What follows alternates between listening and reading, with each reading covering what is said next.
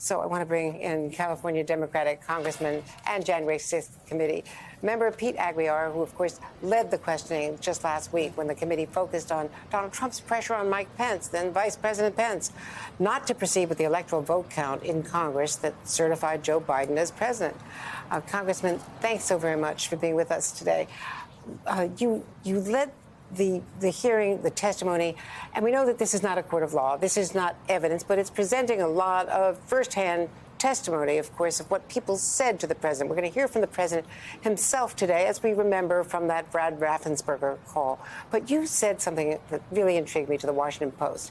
You wanted to somehow frame the questioning before you finished with your witnesses the other day to reach your grandmother, to reach people who are more concerned, frankly, about the economy, about inflation, about the kitchen table issues that are really the headwinds against Democrats in this coming midterms, and to make people care about election security and about democracy.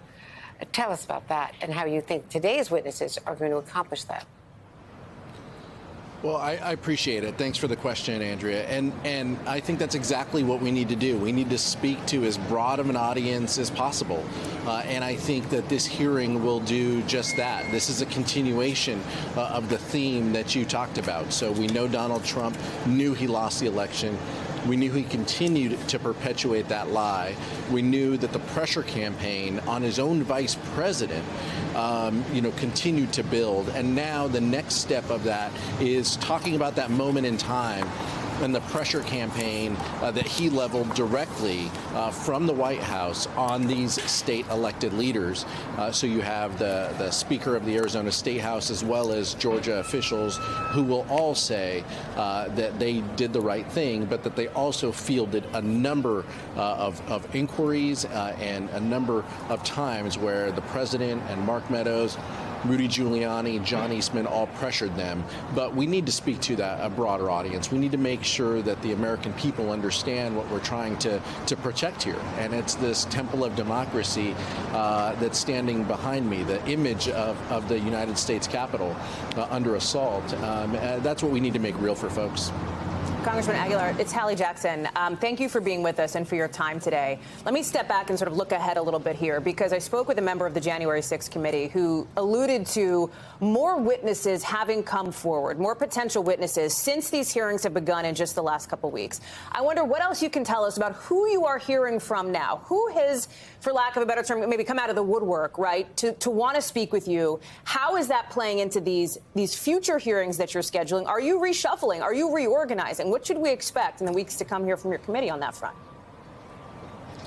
Yeah, I think we are. There's always an opportunity to analyze and to continue the investigative piece of this. And like we've said from the very beginning, this is about putting together a puzzle for the American public.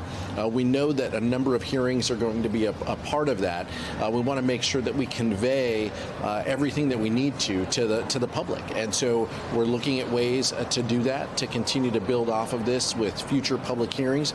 But you're right. The chairman issued the tip line as well, and we saw a spike in the number of people who reached out to us with information after the chairman directly put the tip line information out there.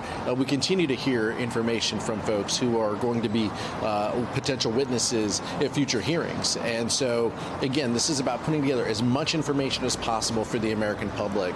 And so we want to make sure that we do just that.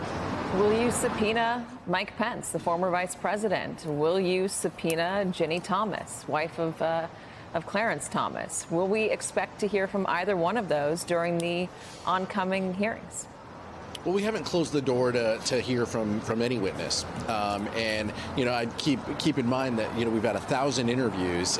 We've had just a handful of individuals who have testified publicly, but we've had over 1,000 interviews so far. So we continue to gather that information.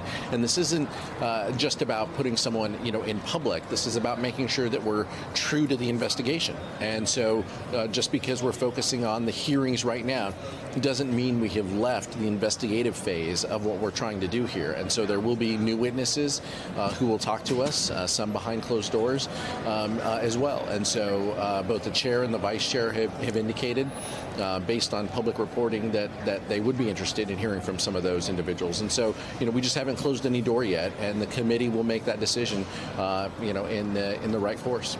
Congressman, you have a lot of material from aides, from lawyers, from Donald Trump's family, depositions, text messages, documents. You also have Donald Trump saying things in public. I wonder, do you have any documents from Donald Trump directly, any audio from behind the scenes from Donald Trump directly that you plan to share with the American public?